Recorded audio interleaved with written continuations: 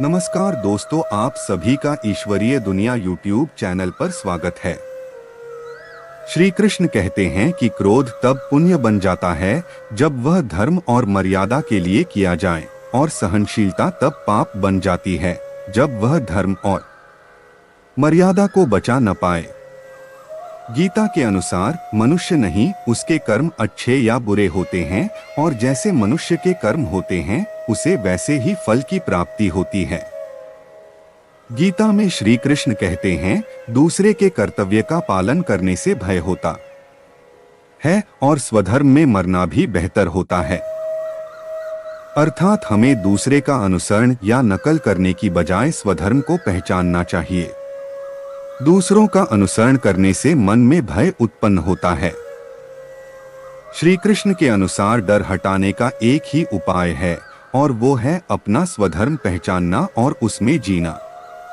गीता के अनुसार गौर से समझो कि तुम्हें जो चाहिए वो क्या है, और उसकी प्राप्ति में पूरी जान लगा दो, ही धर्म है। श्री कृष्ण कहते हैं, शरीर नश्वर है पर आत्मा अमर है। यह तथ्य जानने पर भी व्यक्ति अपने इस नश्वर शरीर पर घमंड करता है, जो कि बेकार है। शरीर पर घमंड करने की बजाय मनुष्य को सत्य स्वीकार करना चाहिए। आप खुश हैं या दुखी, यह दोनों आपके विचारों पर निर्भर है। अगर आप प्रसन्न रहना चाहते हैं तो आप हर हाल में प्रसन्न ही रहेंगे। अगर आप नकारात्मक विचार लाते हैं तो आप दुखी ही होंगे। विचार ही हर व्यक्ति का शत्रु और मित्र होता है। किसी के साथ चलने से ना तो कोई खुशी मिलती है और ना ही लक्ष्य। इसलिए मनुष्य को सदैव अपने कर्मों पर विश्वास करते हुए अकेले चलते रहना चाहिए। आजकल का यह दौर संक्रमणीय काल से गुजर रहा है। हम विज्ञान व धर्म के बीच की कड़ी बने हुए हैं। इस दौर में जहां विज्ञान की मान्यता है वहीं धर्म की मान्यता भी है। हम आए दिन यह सोचते रहते हैं कि मृत्यु उपरांत हमारी आत्मा का क्या होगा। क्या इसे दूसरा शरीर प्राप्त होगा या ब्रह्मांड में यह आत्मा विलीन हो जाएगी? तो इसके जवाब में कई सज्जन लोग कहते हैं कि कर्म ही इस जगत का सर्वश्रेष्ठ सत्य है। जैसा कर्म वैसा फल। यदि कुकर्म करोगे तो पाप के भागीदार बनोगे, यदि पुण्य करोगे तो अपना यह जीवन साकार करोगे। दोस्तों, पुण्य का अर्थ पवित्रता से जोड़ा जाता है। पुण्य से तात्पर्य है कि जिसका हृदय निश्चल व उदार चित्त होता है तथा जिसके हृदय में दूसरे के प्रति पवित्रता की अभिव्यक्ति होती है, वह पुण्य कहलाता है।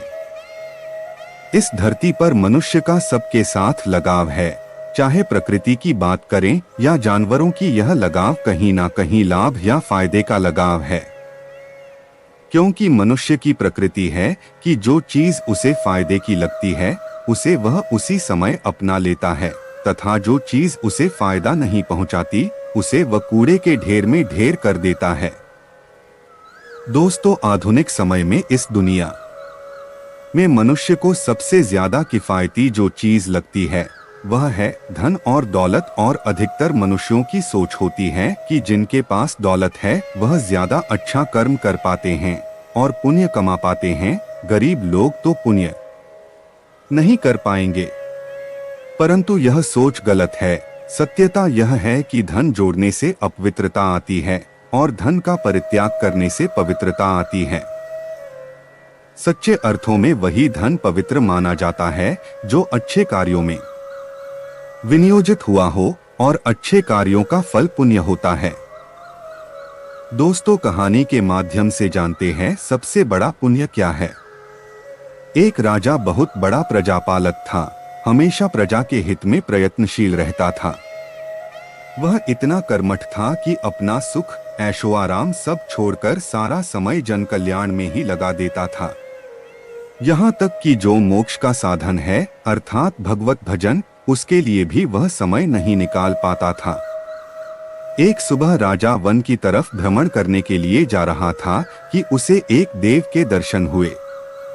राजा ने देव को प्रणाम करते हुए उनका अभिनंदन किया और देव के हाथों में एक लंबी चौड़ी पुस्तक देखकर उनसे पूछा, महाराज, आपके हाथ में यह क्या है? देव बोले, राजन, यह हमारा बही खाता है जिसमें सभी भजन करने वालों के नाम हैं। राजा ने निराशायुक्त भाव से कहा, कृपया देखिए तो इस किताब में कहीं मेरा नाम भी है या नहीं। देव महाराज किताब का एक एक पृष्ठ उलटने लगे, परंतु राजा का नाम कहीं भी नजर नहीं आया। राजा ने देव को चिंतित देखकर कहा, महाराज, आप चिंतित ना हो, आपके ढूंढने में कोई भी कमी नहीं है। वास्तव में ये मेरा दुर्भाग्य है कि मैं भजन कीर्तन के लिए समय नहीं निकाल पाता और इसीलिए मेरा नाम यहाँ नहीं है। उस दिन राजा के मन में आत्मग्लानि सी उत्पन्न हुई, लेकिन इसके बावजूद उन्होंने इसे नजरअंदाज कर दिया और पुनः परोपकार की भावना लिए दूसरों की सेवा करने में लग गए। कुछ दिन बाद राजा फिर सुबह वन की तरफ टहलने के लिए निकले तो उन्हें वही देव महाराज के दर्शन हुए। इस बार भी उनके हाथ में एक पुस्तक थी। इस पुस्तक के रंग और आकार में बहुत भेद था और यह पहली वाली से काफी छोटी भी थी। राजा ने फिर उन्हें प्रणाम करते हुए पूछा, महाराज, आज कौन सा बही खाता आपने हाथों में लिया हुआ है? देव ने कहा, राजन, आज के बही खाते में उन लोगों का नाम लिखा है जो ईश्वर को सबसे अधिक प्रिय हैं। राजा ने कहा, कितने भाग्यशाली होंगे वे लोग, निश्चित ही वे दिन रात भगवत भजन में लीन रहते होंगे। क्या इस पुस्तक में कोई मेरे राज्य का भी नागरिक है? देव महाराज ने बही खाता खोला और ये क्या, पहले पन्ने पर पहला नाम राजा का ही था। राजा ने आश्चर्यचकित होकर पूछा, महाराज, मेरा नाम इसमें कैसे लिखा हुआ है? मैं तो मंदिर भी कभी कभार ही जाता हूँ। देव ने कहा, राजन, इसमें आश्चर्य की क्या बात है? जो लोग निष्काम होकर संसार की सेवा करते हैं, जो लोग संसार के उपकार में अपना जीवन अर्पण करते हैं, जो लोग मुक्ति का लोभ भी त्याग कर प्रभु के निर्बल संतानों की सेवा सहायता में अपना योगदान देते हैं, उन त्यागी महापुरुषों का भजन स्वयं ईश्वर करता है। ऐ राजन, तू मत पछता कि तू पूजा पाठ नहीं करता, लोगों की सेवा कर, तू असल में भगवान की ही पूजा करता है। परोपकार और निःस्वार्थ लोक सेवा किसी भी उपासना से बढ़कर हैं। देव ने वेदों का उदाहरण देते हुए कहा, कुर्वन्नेवः कर्माणि जिजीविषेक्षण समाह एवान्त्वाप नान्यतोऽस्ति व कर्म लिप्यते नरे।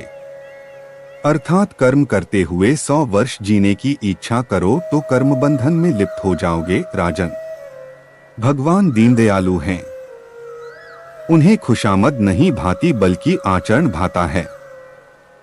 सच्ची भक्ति तो यही है कि परोपकार करो, दीन दुखियों का हित साधन करो। अनाथ, विधवा, किसान व निर्धन आज अत्याचारियों से सताए जाते हैं, इनकी यथाशक्ति सहायता और सेवा करो और यही परम भक्ति है। राजा को आज देव के माध्यम से बहुत बड़ा ज्ञान मिल चुका था और अब राजा भी समझ गया कि परोपकार से बड़ा कुछ भी नहीं और जो परोपकार करते हैं वही भगवान के सबसे प्रिय होते हैं।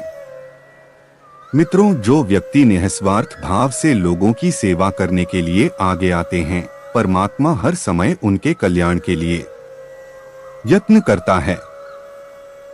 हमारे पूर्वजों ने कहा भी है, परोपकाराय पुण्याय भवति, अर्थात दूसरों के लिए जीना, दूसरों की सेवा को ही पूजा समझकर कर्म करना, परोपकार के लिए अपने जीवन को सार्थक बनाना ही सबसे बड़ा पुण्य है। और जब आप भी ऐसा करेंगे तो स्वतः ही आप वह ईश्वर के प्रिय भक्तों में शामिल हो जाएंगे। दोस्तों, वीडियो अच्छा लगा हो तो वीडियो को लाइक करना ना भूले और कमेंट में जय श्री कृष्णा लिखना ना भूले। ऐसे ही रोचक वीडियो के लिए चैनल को सब्सक्राइब जरूर करें। जय श्री कृष्णा।